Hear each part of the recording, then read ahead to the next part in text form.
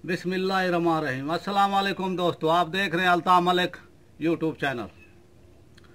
आप मेरे चैनल को सब्सक्राइब करें, बेल आइकन को उंगली के निशान से प्रेस कर दें। वीडियो अगर आपको पसंद आए तो उसको लाइक, शेयर और अपनी राय का इजहार लाजमी करें। हमें आपकी राय का इंतज़ार रहेगा।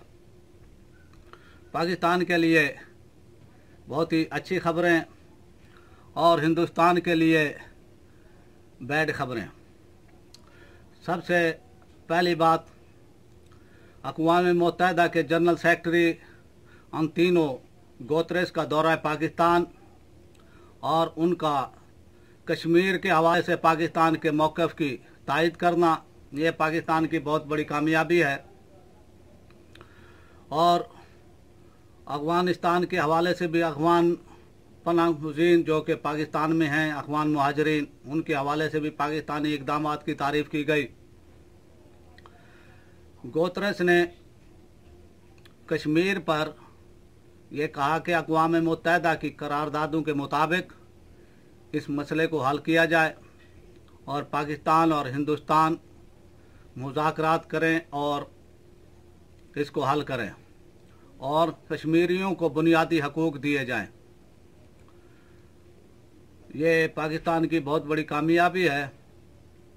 दूसरी खबर, मलेशिया में सोशल सिक्योरिटी के हवाले से पाकिस्तान का एक कुछ दिन पहले जब इमरान खान मलेशिया के दौरे पर गए थे तो एक मुआहदा हुआ था।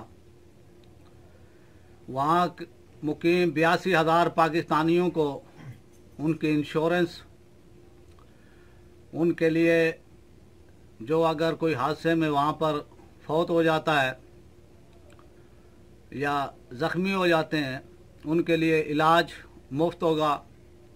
उनकी मैयत को भी पाकिस्तान मुफ्त लेकर आया जाएगा। ये भी पाकिस्तान की बहुत बड़ी कामयाबी है। और दूसरी तरफ अमेरिका ने जो एक स्टेटस था हिंदुस्तान का तिजारत के हवाले से कि उनको खसूसी हैसियत दी गई थी, उससे विड्रॉ कर लिया है, उसको वापस ले लिया है। इसके नुकसानात ये होंगे कि हिंदुस्तान की मार्केट जो थी उनके लिए यूरोपियन मार्केट वो छिन जाएगी। इसका हिंदुस्तान को बहुत नुकसान होगा। और दूसरी G20, उसमें भी हिंदुस्तान को अमेरिका ने निकाल दिया है। अल्हम्दुलिल्लाह मोदी के इक़दामात ने अल्हम्दुलिल्लाह उनको आप ही वो डबो दिया है हिंदुस्तान को। और अल्हम्दुलिल्लाह पाकिस्तान अपने आगे की तरफ रवां दवां है। तैयब एर्दोगान के दौरे की अभी तक टीसें हिंदुस्तान महसूस कर रहा है और उनके तुर्की के सफ़ीर को इंडियन वज़ारत ख़ारजा ने वो तलब किया और उनसे शदीद एहतजाज किया गया कि तैयब एर्दोगान ने पाकिस्तानी पार्लियामेंट में खिताब वो करते हुए जो तकरीर की थी कश्मीरियों के हकूक़ के लिए, उस पर वो सीख पा हैं।